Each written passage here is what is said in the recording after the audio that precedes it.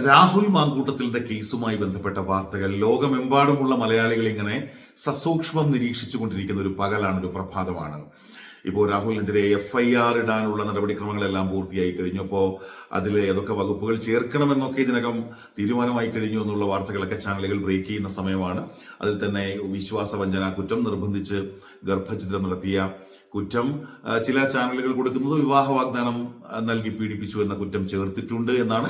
എന്നാൽ ചില മാധ്യമങ്ങൾ പറയുന്നു അങ്ങനെ ഒരു വകുപ്പിലേക്ക് ശ്രദ്ധ കേന്ദ്രീകരിച്ചിട്ടില്ല. വിവാഹിതയായ പെൺകുട്ടിയായതുകൊണ്ട് വിവാഹ വാഗ്ദാനം നൽകി പീഡിപ്പിച്ചു എന്നുള്ള പരാതി നിലനിൽക്കില്ല എന്നതുകൊണ്ട് ആ വകുപ്പ് ഒഴിവാക്കിയിട്ടുണ്ട്. ആ വകുപ്പിലേക്കല്ല ശ്രദ്ധിച്ചിരിക്കുന്നത്, നിർബന്ധിത ഗർഭഛിദ്രം എന്ന വകുപ്പിലേക്കാണ്.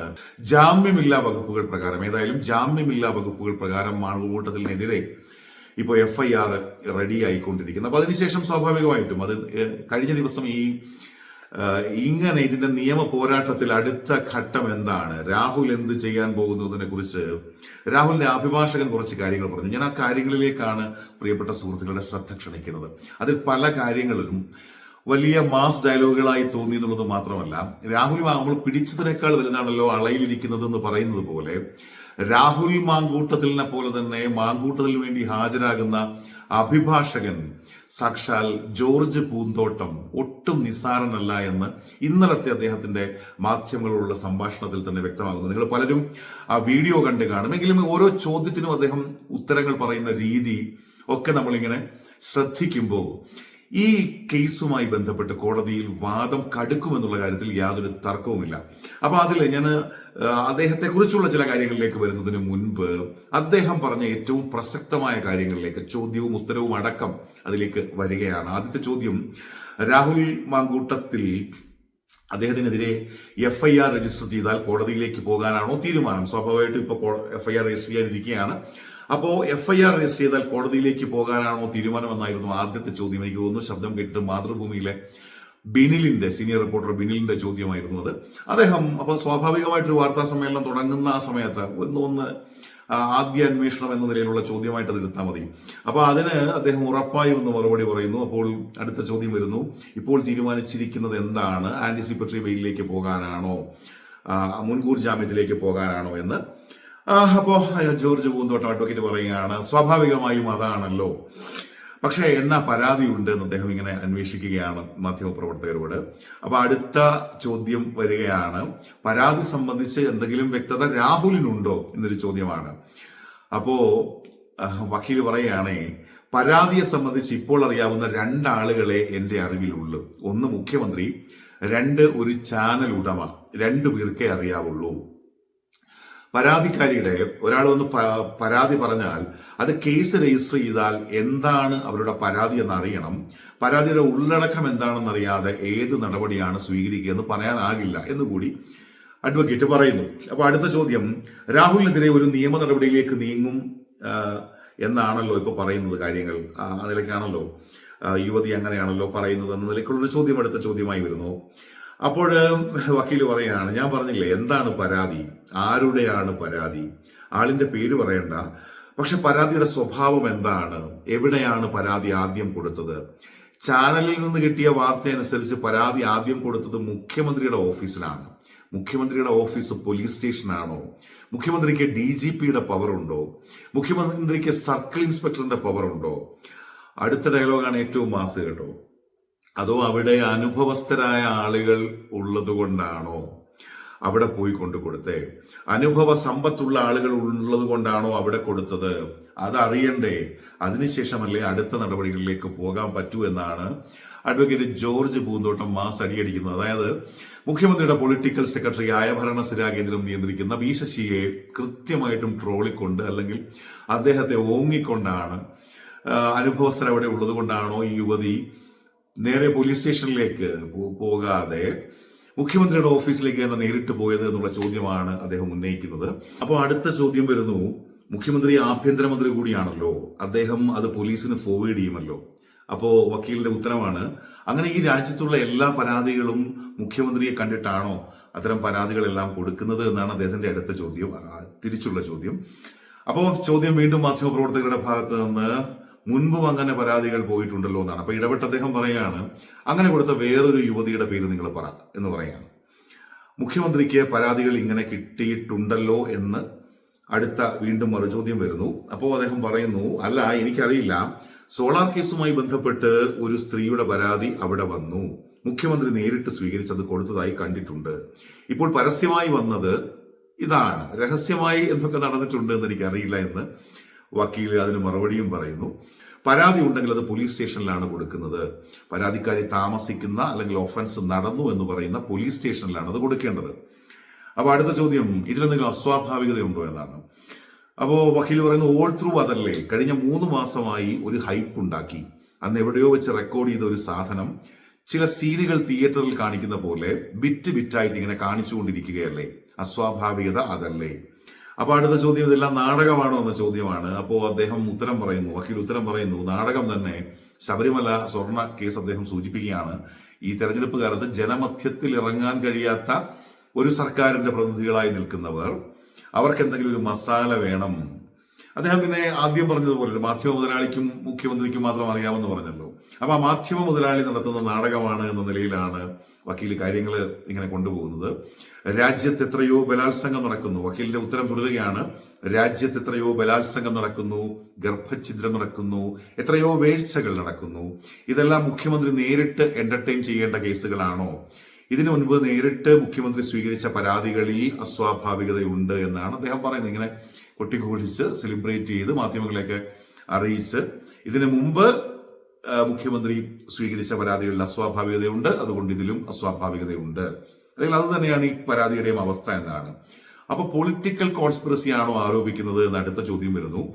അപ്പോ അദ്ദേഹം പറയുന്ന ഉത്തരം വളരെ സ്പഷ്ടമാണ്, അല്ലെങ്കിൽ കൃത്യമാണ്. ചില ആളുകൾക്ക് അവരുടെ പ്രീതി പറ്റാൻ വേണ്ടി നടത്തുന്ന ഏർപ്പാടാണ്. അതായത് സർക്കാരിന്റെ പ്രീതി പറ്റാൻ വേണ്ടി ചില ആളുകൾ നടത്തുന്ന ഏർപ്പാടാണ്. ശബരിമല വിഷയം മറക്കാൻ ഏത് ഹീനമായ പ്രവൃത്തിയും ഈ ഗവൺമെന്റ് ചെയ്യുമെന്നാണ് രാഹുൽ എന്നോട് പറഞ്ഞത്. രാഹുലിന്റെ അഭിപ്രായം. 3 മാസമായിട്ട് ഇത് കേസായില്ലായിരുന്നു. പക്ഷേ 3 മാസമായിട്ട് എല്ലാ ചാനലുകളും ആഘോഷിച്ചു. ഒരു ചാനലിന് മാത്രം ഇത് ആദ്യം കിട്ടുന്നു, ബാക്കിയുള്ള ചാനലുകളൊക്കെ പിന്നെ അത് ട്രാൻസ്മിറ്റ് ചെയ്യുന്നു. അപ്പൊ അങ്ങനെയാണല്ലോ നടന്നുകൊണ്ടിരുന്നത്. അതുപോലെ വക്കീൽ പറയുന്ന മറ്റൊരു കാര്യമുണ്ട്, അന്വേഷണ ഉദ്യോഗസ്ഥരുടെ നിഷ്പക്ഷതയെക്കുറിച്ച് സംശയമുണ്ട്, ഇതിൽ ഗൂഢാലോചനയുണ്ട്, ഇതൊരു അജണ്ടയുടെ ഭാഗമാണ്, ഇതിന്റെ പിന്നിലെല്ലാം കച്ചവടമാണ് എന്ന് കൂടി അദ്ദേഹം പറഞ്ഞു വെക്കുന്നുണ്ട്. അദ്ദേഹം മറ്റൊരു കാര്യം കൂടി ചോദിക്കുന്നുണ്ട് മാധ്യമപ്രവർത്തകരോട്, ഒരു MLA വിചാരിച്ചാൽ ഈ മുഖ്യമന്ത്രിയെ നേരിട്ട് പോയി കാണാൻ പറ്റുമോ?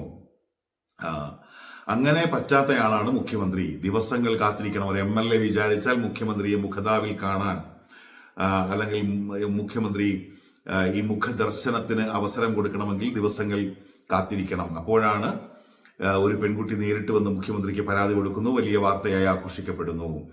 അതുപോലെ കേരളത്തിലെ എത്ര സ്ത്രീകളുടെ കേസുകൾ മുഖ്യമന്ത്രിക്ക് നേരിട്ട് കൊടുത്തു എന്നൊരു ചോദ്യം കൂടി അദ്ദേഹം ചോദിക്കുന്നു. ഇത് നിയമസഭാ തെരഞ്ഞെടുപ്പിന് മുൻപുള്ളൊരു പിന്നണി ഗാനമാണെന്നാണ് വക്കീൽ പറയുന്നത്. എന്നിട്ട് അദ്ദേഹം ചോദിക്കുന്ന ഒരു ചോദ്യം പ്രധാനപ്പെട്ട ചോദ്യമാണ്, ഒരു പരാതി ഉണ്ടാകാൻ എത്ര ചെലവ് വന്നു എന്നൊരു ചോദ്യം അദ്ദേഹം ചോദിക്കുന്നുണ്ട്. അതുപോലെ ഈ വനിതകൾക്കെതിരായ അതിക്രമം, അതും അബോർഷനും ചേർത്തുള്ളൊരു സംഭവം വരുമ്പോൾ അദ്ദേഹം ചോദിക്കുന്നത്, ഈ അബോർഷനാണോ അതിക്രമമാണോ ആദ്യം ഉണ്ടായത്? ആദ്യം ഉണ്ടായത് അതിക്രമമാണല്ലോ, അബോർഷൻ പിന്നീടല്ലേ ഉണ്ടാകുന്നത്. അപ്പോൾ വനിതയ്ക്കെതിരായ അതിക്രമം ആദ്യം ഉണ്ടായി. അപ്പോൾ ആ അതിക്രമവുമായി ബന്ധപ്പെട്ട് പരാതി ഒന്നും ഉണ്ടായില്ലേ? അതിക്രമം നടക്കുമ്പോഴല്ലേ പരാതി കൊടുക്കേണ്ടതെന്നൊരു ചോദ്യം കൂടി, അപ്പോൾ എന്തുകൊണ്ട് പരാതി ഉണ്ടായില്ല എന്നൊരു ചോദ്യം കൂടി അദ്ദേഹം ഭംഗ്യന്തരേണ ചോദിക്കുന്നുണ്ട്. 101% ഈ കേസ് പൊളിറ്റിക്കലാണ് എന്നാണ് വക്കീൽ പറയുന്നത്. എന്നിട്ട് ഇതിനിടയ്ക്ക് ഇങ്ങനെ അദ്ദേഹം നേരത്തെ പരാമർശിച്ച ചാനലിന്റെ റിപ്പോർട്ടറിനെ ചൂണ്ടിക്കൊണ്ട് അദ്ദേഹം പറയുകയാണ്, ഈ ഇദ്ദേഹത്തോട് ഞാൻ ചോദിച്ചു പരാതിയുടെ ഒരു കോപ്പി തരാൻ. കാരണം ആ ചാനലിന്റെ പരാതിയുടെ കോപ്പിയും ആ ചാനലിന്റെ മാധ്യമപ്രവർത്തകന്റെ കയ്യിൽ ഉണ്ടാകുമെന്ന നിലയിലാണ് അദ്ദേഹം പറഞ്ഞത്. കാരണം പരാതി തന്നെ തയ്യാറാക്കിയത് ആ ചാനലിന്റെ മധ്യസ്ഥതയിലാണോ എന്ന സംശയമാണ് വക്കീൽ മുന്നോട്ട് വയ്ക്കുന്നത്. അപ്പോൾ അദ്ദേഹം ഈ മാധ്യമപ്രവർത്തകൻ, ആ ചാനലിൽ നിന്ന് വന്ന മാധ്യമപ്രവർത്തകൻ പറയുന്നു, ഇതാദ്യം പരാതികളൊന്നും എത്തുന്നത് നമ്മുടെ അടുത്തല്ലല്ലോ എന്നൊക്കെ പറഞ്ഞതിനെ പ്രതിരോധിക്കാൻ ശ്രമിക്കുമ്പോൾ വക്കീല് തിരിച്ചടിക്കുന്നുണ്ട്, നമ്മളൊക്കെ ഈ നാട്ടിലല്ലേ സുഹൃത്തെ ജീവിക്കുന്നത് എന്ന്. അപ്പൊ അതായത് രാഹുൽ മാങ്കൂട്ടത്തിന്റെ അഭിഭാഷകനായ ജോർജ് പൂന്തോട്ടം മുന്നോട്ട് വയ്ക്കുന്ന, അദ്ദേഹം പറഞ്ഞു വെക്കുന്നതിന്റെ രത്ന ചുരുക്കം, പി ശശിയുടെ കാര്യം ഇവിടെ നിൽക്കട്ടെ, അദ്ദേഹം പറഞ്ഞു വെക്കുന്നതിന്റെ രത്ന ചുരുക്കം, അസ്വാഭാവികമായ അതിനാടകീയമായ ഒരു നീക്കം ശബരിമല ഈ സ്വർണപ്പാളി വിവാദവുമായി ബന്ധപ്പെട്ട് അതിൽ നിന്ന് ഉണ്ടായ വലിയ ഡാമേജ് മറച്ചു വെക്കാൻ വേണ്ടി സർക്കാരിന്റെ ഭാഗത്ത് നിന്ന് ഈ കേസിന് അനുകൂലമായ ഒരു സമീപനം ഉണ്ടാകുന്നു. സർക്കാരിനെ തൃപ്തിപ്പെടുത്താൻ വേണ്ടി ഒരു ചാനൽ ഇതെല്ലാം ഇങ്ങനെ ചെയ്തു കൊടുക്കുന്നു. ഇതിന്റെ എല്ലാം അടിസ്ഥാനം കച്ചവടമാണ്. നമ്മൾ മുമ്പൊക്കെ ഇങ്ങനെ പറയാം. അപ്പൊ ആ ചാനലിന്റെ മുതലാളി ആരാണെന്ന്, വക്കീൽ ഉദ്ദേശിച്ച ചാനലിന്റെ മുതലാളി ആരാണെന്ന് ഞാൻ പറയാതെ തന്നെ നിങ്ങൾക്ക് എല്ലാവർക്കും അറിയാം. വേദനിക്കുന്ന കോടീശ്വരനാണ് അദ്ദേഹം. അർജന്റീനൻ ടീമിന് വരെ വില പറഞ്ഞ കക്ഷിയാണ്, അല്ലെങ്കിൽ അർജന്റീനൻ ടീമുമായി ബന്ധപ്പെട്ടൊക്കെ അദ്ദേഹം പലപ്പോഴും എയറിൽ പോകുന്ന കക്ഷിയാണ്. അപ്പോ ആ ചാനൽ തന്നെ ഇത്തരത്തിലുള്ള സർക്കാരിനെതിരെ പാർട്ടിക്കെതിരെയൊക്കെ ഉണ്ടായിട്ടുള്ള ഈ ഡാമേജുകളൊക്കെ പരിഹരിച്ചു കൊടുക്കാൻ വേണ്ടി, അത് ഈ തദ്ദേശ തെരഞ്ഞെടുപ്പുമായി ബന്ധപ്പെട്ടല്ല, വരാനിരിക്കുന്ന നിയമസഭാ തെരഞ്ഞെടുപ്പിന്റെ തന്നെ പിന്നണി ഗാനം മാസങ്ങൾക്ക് മുൻപേ തുടങ്ങിയെന്നാണ് പറയുന്നത്. അതിന്റെ പിന്നിൽ കൃത്യമായ കച്ചവടമാണെന്നാണ് പറയുന്നത്. ഏറ്റവും ചുരുക്കത്തിൽ ഇപ്പൊ നമ്മുടെ വാക്കുകളായിട്ട് പറയുകയല്ല, അല്ലെങ്കിൽ അദ്ദേഹത്തിന്റെ വാക്കുകളായിട്ട് അദ്ദേഹത്തിന്റെ ഒരു പറഞ്ഞതിന്റെ ഒരു സംക്ഷിപ്ത രൂപം ഇത്രയേ ഉള്ളൂ.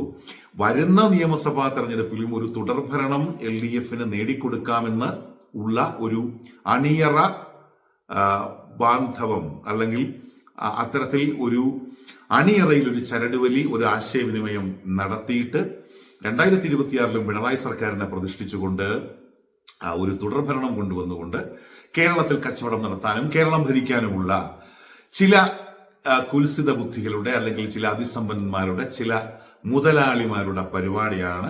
അത് 3 മാസം മുമ്പേ തുടങ്ങി. അതിന്റെ പരിപാടികൾ ഇങ്ങനെ നടന്ന് ഒടുവിൽ ഒരു പരാതി വരെ എത്തി എന്ന് പറയുന്നു. അതിന്റെ കൂടെ അദ്ദേഹം ചോദിക്കുന്നതിന്റെ ചെലവ് എത്രയായി എന്നും കൂടി ചോദിക്കുമ്പോൾ ഇതിന്റെയൊക്കെ പിന്നിൽ എത്ര കോടികളുടെ കളിയാണ് എന്നിനി അത് നമുക്ക് ഇത് വ്യക്തമാകുമെന്നൊന്നും അറിയില്ല. ഇപ്പോൾ എന്തൊക്കെ പറഞ്ഞാലും ഈ FIRൽ ജാമ്യമില്ലാ വകുപ്പുകളുണ്ട്, അതിൽ അതീവ ഗുരുതരമായ കാര്യങ്ങളുണ്ട് എന്നൊക്കെ പറയുമ്പോഴും ഇതിലൊരു മുൻകൂർ ജാമ്യത്തിന് വേണ്ടി ഹൈക്കോടതിയിലോ ജില്ലാ കോടതിയിലോ അപേക്ഷ നൽകുന്ന അഭിഭാഷകനൊട്ടും ചെറിയ ആളല്ല. ഒറ്റയടിക്ക് നമുക്ക് പറയാൻ പറ്റില്ല. ഇപ്പോൾ ഒരു മജിസ്ട്രേറ്റിന്റെ മുമ്പിൽ രാഹുൽ മാങ്കൂട്ടത്തിലിനെ അറസ്റ്റ് ചെയ്ത് ഹാജരാക്കുമ്പോൾ ജാമ്യമില്ലാ വകുപ്പുകളായതുകൊണ്ട് ജാമ്യം അത് മജിസ്ട്രേറ്റിന്റെ വിവേചനാധികാരമാണല്ലോ.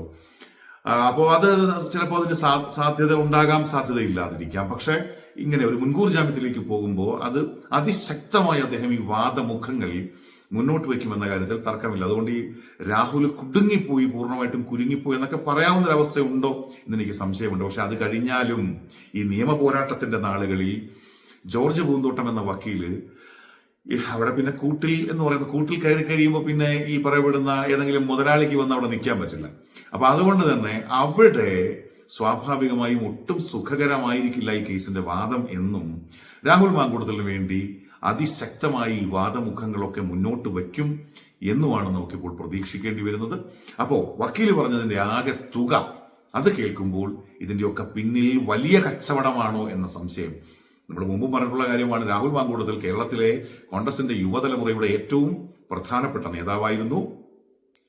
അവരായിരുന്നു രാഹുലും കൂടി ചേരുന്ന ആ ഒരു യുവതലമുറയായിരുന്നു.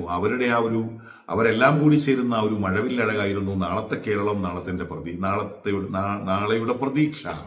അപ്പൊ അവരിൽ ഒരാളെ തകർക്കുക എന്നതിലൂടെ ഒരാളിൽ തുടങ്ങി മറ്റു പലരെയും തകർത്തുകൊണ്ട് കോൺഗ്രസിന്റെ യുവനിരയെ തന്നെ തകർക്കാനുള്ളൊരു വലിയ ആസൂത്രിതമായ നീക്കം അണിയറയിൽ നടക്കുന്നുണ്ടോ, അതിന്റെ തുടക്കമാണോ ഇത് എന്ന് പോലും സംശയിക്കേണ്ടി വരുന്ന ഒരു സാഹചര്യമാണ്. ഏതായാലും വക്കീൽ ചില്ലറക്കാരനല്ല. വക്കീലിനെ കുറിച്ച് കുറച്ച് കാര്യങ്ങൾ പറഞ്ഞാൽ അദ്ദേഹം ഈ കോൺഗ്രസിന്റെ പാർട്ടിയുടെ പല കേസുകളും വാദിക്കുന്ന വക്കീലാണ്. അദ്ദേഹം ഈ ഉമ്മൻചാണ്ടിയുടെ സമകാലീനനായിരുന്നു, ഉമ്മൻചാണ്ടിയുടെ സതീർത്ഥ്യനായിരുന്നു. അതുപോലെ ഈ ഉമ്മൻചാണ്ടിയുടെ 1ാം ചരമവാർഷികത്തിന് പിണറായി വിജയനെ ക്ഷണിച്ചു വരുത്തിക്കൊണ്ട് പിണറായി വിജയനെ പുകഴ്ത്തി പ്രസംഗിച്ച ചാണ്ടി ഉമ്മന് സോഷ്യൽ മീഡിയയിലൂടെ തുറന്ന കത്തെഴുതിയ ആളാണ്. ഈ പിണറായി വിജയനെ പ്രശംസിച്ച സ്ഥിതിക്ക് നാളെ താങ്കൾ ഈ സോളാർ കമ്മീഷനെ സരിതാ കമ്മീഷനാക്കിയ ശിവരാജനെ കൂടി പുകഴ്ത്തി പ്രസംഗിക്കുമല്ലോ എന്നൊക്കെ പറഞ്ഞുകൊണ്ട്, അതിനായി കാത്തിരിക്കുന്നു എന്നൊക്കെ പറഞ്ഞുകൊണ്ട് തുറന്ന കത്തെഴുതിയ ആളൊക്കെയാണ്.